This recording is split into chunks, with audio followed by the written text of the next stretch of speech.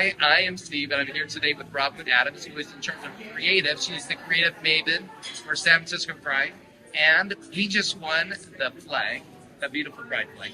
And I wanted to know if you could just give us some more details in terms of the flag, its history, where it flew, and so forth. We're so thrilled that Hyve Solutions was sponsoring our event, and coincidentally won one of our flags.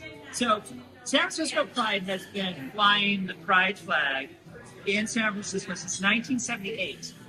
The Pride Committee commissioned the artist Gilbert Baker, along with other artists. Gilbert primarily gets the credit for it, though. Gilbert Baker came up with the rainbow flag. The story is that he realized what he wanted to do. He was doing LSD at a disco and had a vision of the rainbow, right? Because they were looking for a symbol for this sort of nation of LGBT people all over the world, right? And they decided they needed a flag. So he came up with the rainbow. Gilbert worked at a flag company and actually hand-dyed this giant flags. The first flags in 1978 were enormous, and they hung them in city on flagpoles in city center. So the first flag was eight colors. Now we have 6.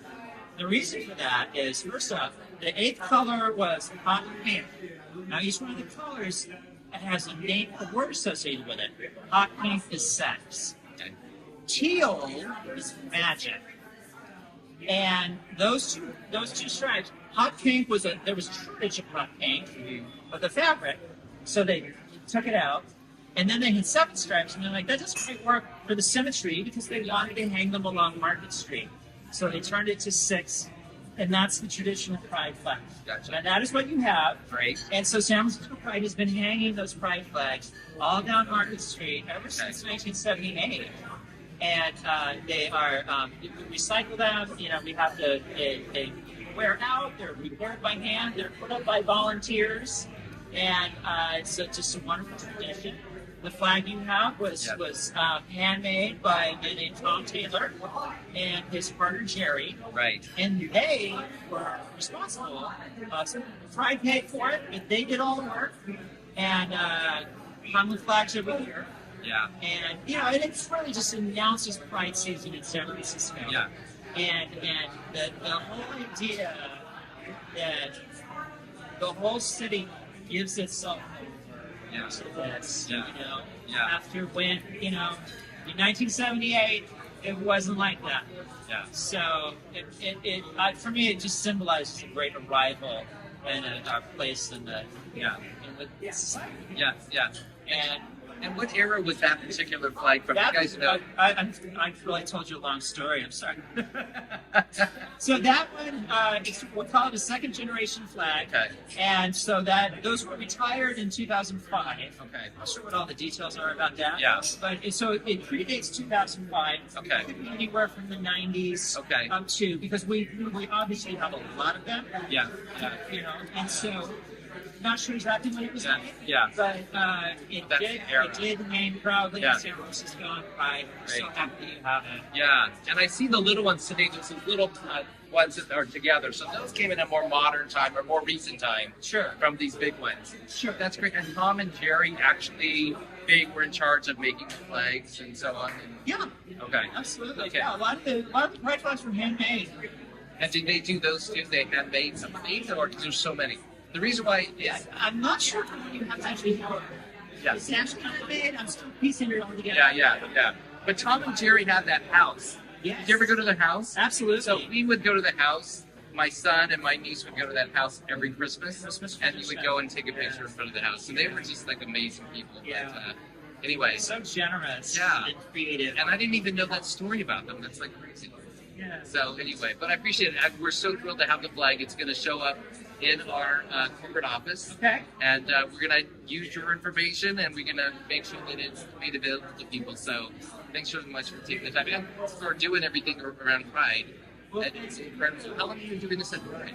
This is actually my first full year at Hyve. Yeah. I came in last year. I just gotten laid off. I was a graphic designer at the First Republic Bank. Yeah. which Right. unfortunately we can't Right. rest in peace, First Republic.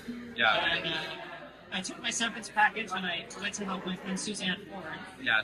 and to do some social media Yeah. and graphic design and discovered, there's some real need because we work with these wonderful partners, Yeah. sponsors, Yeah. and we're providing a service with, Yeah. making sure logos, Yeah. That's great. all of that. And we want to do right by our partners and Yeah.